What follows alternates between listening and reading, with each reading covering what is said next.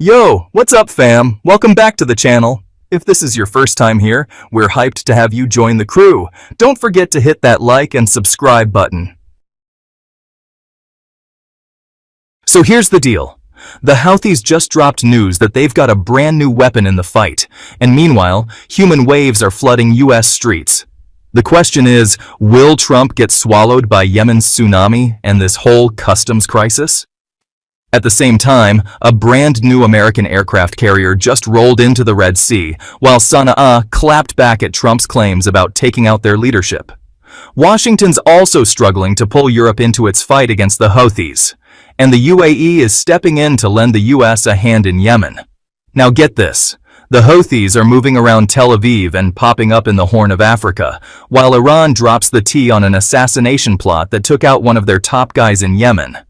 Russia's making its final call on Assad, and Iran's like, let's go to war, we're ready. Meanwhile, Mossad just dodged an Iranian hit on one of their VIPs, and Putin's racking up a win in the economic game. It's all getting wild. This whole US-Yemen war isn't just regional beef anymore, it's turned into a global power shuffle. America's been flying bombers to try and hold things down.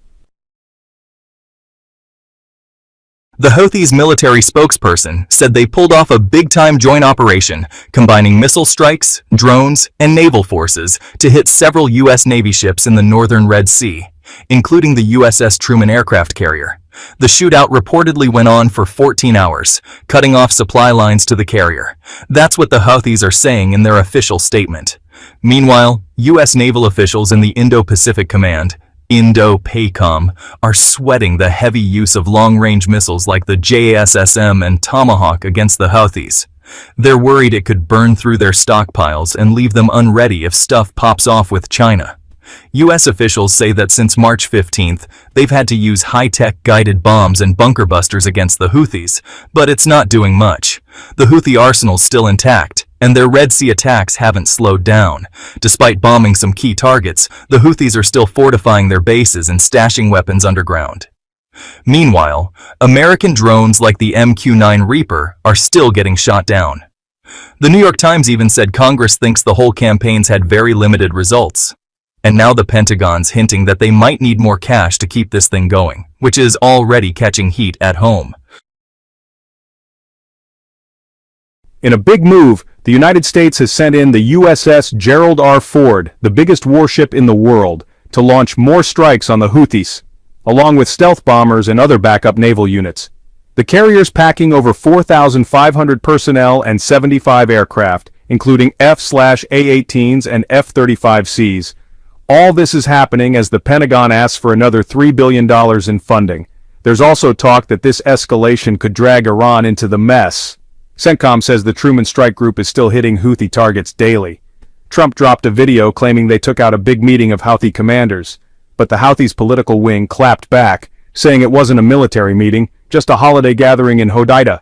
They're calling it a war crime after dozens of civilians were killed or injured. Reuters reports that the United States failed to rally international support for its Yemen campaign, with Europe giving a hard pass. NATO allies in Brussels weren't convinced either.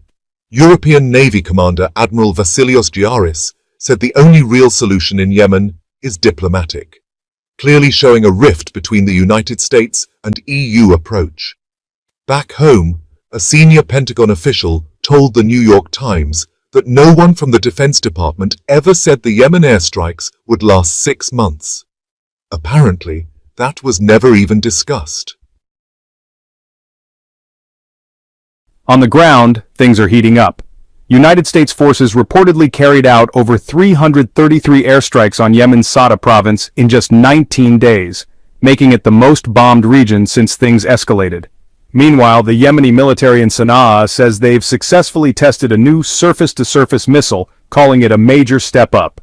Mohammed al-Bukaidi, a top Houthi political figure, confirmed they're ready to roll out new weapons soon.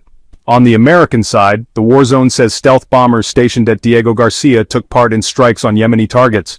Over in Israel, IDF radio says 2 ballistic missiles were fired from Yemen toward Tel Aviv. No injuries or damage reported so far. And finally, some New York Times reporting drops a bombshell. the UAE has secretly been backing United States forces in the Yemen war. Yeah, it's all going down fast. Keep it locked here for updates. This story's far from over. The UAE's helping out the United States, Houthis making power moves, and the Middle East is on fire. Meanwhile, America's got its own protests popping off. So here's the latest scoop. Sources say the UAE has been giving the U.S. military behind-the-scenes logistical and advisory support for their airstrikes on areas controlled by the Sana'a-based Yemeni government. That's right, not just watching from the sidelines. Meanwhile, Hebrew-language media reports the Houthis are expanding their reach into the Horn of Africa. Word is, they've moved fighters into parts of Africa with the goal of launching attacks on American and Israeli ships. That's what Channel 2 out of Israel is claiming. And get this, Israeli intel sources are saying there's been a massive security breach in their air defense system. A group called Raram Nefram reportedly used satellite images and civilian video clips to pinpoint 67% of their air defense network during Houthi missile strikes. Yikes. Switching gears, Iranian media is shutting down rumors that members of Iran's Revolutionary Guard were killed in a U.S. airstrike on Houthi positions in Yemen. Tasnim news agency called out Yemen's pro-Saudi Minister of Information, Muammar al-Eryani, saying his claims were totally false. According to Iran, it's just more media manipulation to stir the pot and drag the region into a wider war. Iran's making it clear, the Houthis are handling their own business. No Iranian boots on the ground in Yemen. They say this fight is 100% theirs. No help needed. From Yemen to Syria, it's still hot on the Israeli front. The Israeli army dropped footage showing them storming Syrian military sites, blowing up and looting weapons and heavy gear. They said their elite paratroopers and the 210th Brigade are still active deep inside Syria. Over in Iraq, Russia's ambassador made it clear, giving up Bashar al-Assad is not on the table. Russia's still riding hard for Syria's current regime. And from Damascus to Tehran, Iran's heating up too. The commander of the Revolutionary Guard, Hossein Salami, dropped a warning. Iran won't start a war, but if it happens, they're all in. He said if things pop off, the fire will spread farther than the enemy can even imagine. Basically, they're geared up for any kind of war. Now let's talk shady ops. The Washington Post reported that Azerbaijan's security service foiled an Iranian plot to assassinate a top Jewish rabbi.